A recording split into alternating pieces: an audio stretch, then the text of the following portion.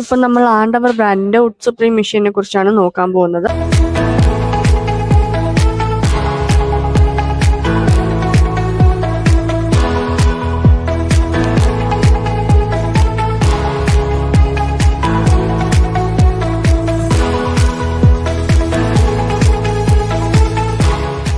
ഈ machine 5 HP മോട്ടറാണ് 3 ഫേസിൽ run ചെയ്യും. ഈ മെഷീനിൽ നമുക്ക് ഒരു മണിക്കൂറിൽ 50 കിലോ എള്ള്, കടല, കൊപ്ര എന്നിവ അരച്ച് എണ്ണ എടുത്തു തരുന്നു.